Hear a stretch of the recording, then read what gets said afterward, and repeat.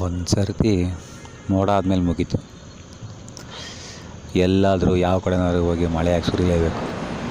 ಅದೇ ರೀತಿ ಪ್ರೀತಿನೂ ಅಷ್ಟೆ.